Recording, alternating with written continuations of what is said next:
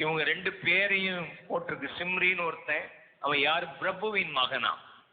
கஸ்பி மீதியானை தலைவனுடைய மகள். பாவம் செய்யறதெல்லாம் யாருன்னு நினைக்கிறீங்க? சாதாரண விசுவாசிகள் செய்ய மாட்டாங்க. பெரிய பெரிய தலைவர்கள், தலைவருடைய பிள்ளைகள், இவங்க தான் தப்பு செய்வாங்க. பெரிய பெரிய மூப்பர்கள், மூப்பர்களுடைய பிள்ளைகள், இவங்க தான் தப்பு செய்வாங்க. வாழ்க்கையில கவனமா இருக்கணும். மூப்பர்கள், தலைவர்கள் தாழ்த்தி கவனமாய் இருக்கணும். நம்ம குடும்பத்தில் உள்ள பிள்ளைகள் பாவ வைராக்கியத்துல போயிடக்கூடாது. அவங்கள ஆண்டவர் தப்பு வைக்கணும். இந்த சொசைட்டில பெருசா இருக்கிற இவங்க தான் தப்பு செய்தாங்க. இன்னைக்கு வாலிப பிள்ளைகள் அப்பா அம்மா சொன்னா கேட்க மாட்டாங்க. டே, அந்த பிள்ளைய போய் பார்த்து கட்டாதடா, சரியா தெரியல நம்ம ஆவிக்குன்னு சொன்னா கேட்க மாட்டோம். உங்களுக்கு தெரியாது, நாங்க இப்ப சொசைட்டில நாங்க ரொம்ப அறிவாளிகள். அப்பா அம்மாவுக்கு தெரியாம, அவங்க சம்மந்தம் இல்லாம நீ இப்ப எந்த பொண்ணையாவது கெட்டுனீனா நீ வண்டியா அறுப்பா, மூட்டையா நீ அறுப்பா பாரு ஒரு நாள். அப்புறம் நீ சொல்லுவா, ஐயோ நான் தெரியாம கெட்டுனேன். பன்றியில மூக்குல மூக்குத்திய பார்த்து என்னைக்கும் கெட்டாத. மூக்குத்தி பொண்ணு மாதிரி தான் இருக்கும், அழகாத்தான் இருக்கும். அதை கட்டும் போது உனக்கு தெரியாதுடா. உனக்கு பின்னால பண்ணி இருக்கிறது நீ கெட்டின பிறகுதான் உனக்கு தெரியும். ஆகினா உன் வாழ்க்கையில இந்த பயங்கரமான வைராக்கியம் இருக்கணும். கை வைத்து கத்துற தோத்திரம் பண்ண. அல்லேலூயா. நாங்களாம் எங்க காலத்துல எங்க அப்பா அம்மா பொண்ணு பார்த்தாங்க. கல்யாணத்துக்கு அன்னைக்கு தான் பொண்ணையே பார்த்தோம்.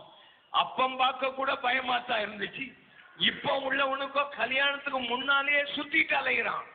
நீ அறிய முடியாது உன் மனைவிய. கல்யாணத்துக்கு பிறகுதான் அந்த பன்றியை நீ பார்க்க முடியுமே தவிர கல்யாணத்துக்கு முன்னால பார்க்க முடியாது. ஒழுங்கா தேவ சித்தத்தின்படி நீ உண்மையா திருமணம் பண்ணுனா உன் வாழ்க்கை பல மடங்கு ஆசீர்வாதமா இருக்கும். 2 கைகளை பேசி எல்லாரும் 2 கைகளை பேசி, ஆண்டவரே எங்க பிள்ளைகளை இந்த கடைசி காலத்துல வெஸ்டர்ன் ஸ்டைல் உள்ள வருகுது, இந்த வெஸ்டர்ன் ஸ்டைல ஆண்டவரை மாற்றி உண்மையான வேதத்தின்படி கை வைத்து கத்தரை துதிப்போம். வேதத்தின்படி செய்ய உதவி செய்யும்.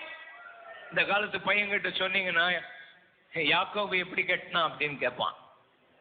யாக்கோபு லவ் பண்ணி தானே கட்டினான். பட்ட பாடு உனக்கு தெரியுமா?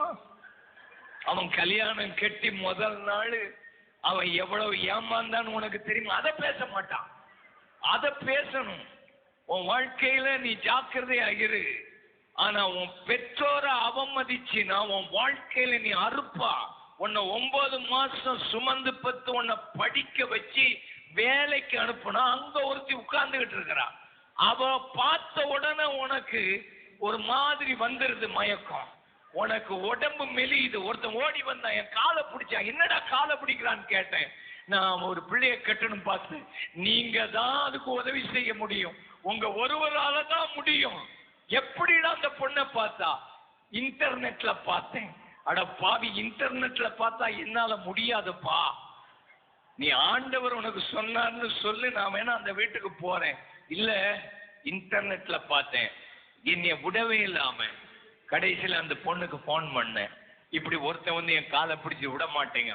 நீ என்ன சொல்ற, இவனை கட்டுறியா? அவ சொன்னா, நான் இன்னொருத்தனை இன்டர்நெட்ல பார்த்துட்டு அவனை விட்டுட்டு என்னை காண. உன் வாழ்க்கையில இதுதான் உனக்கு நடக்கும். இன்டர்நெட் கல்யாணம்.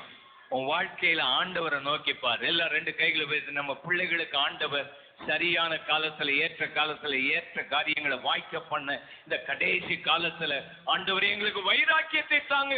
நாங்க ஜெபம் பண்ண முடியும், சித்தத்தின்படி செய்ய உதவி செய்யும். இந்த கடைசி காலத்துல பிடித்திருக்கிற இந்த பயங்கரமான ஆவிகள் எங்கள் பிள்ளைகளை விட்டு வெளியே ஓடணும். இயேசுவின் நாமத்தினால் எல்லார் கைகளை சுத்தி, இயேசுவின் நாமத்தினால பெற்றோர்களுக்கு விரோதமாக, சபைக்கு விரோதமாக எழும்பி இருக்கிற இந்த அசுத்த ஆவிகள் இந்த காலத்து சந்ததியை விட்டு விலகி ஓடுவதாக உங்க நாமத்தினால நாங்கள் ஜெபிக்கிறோம்.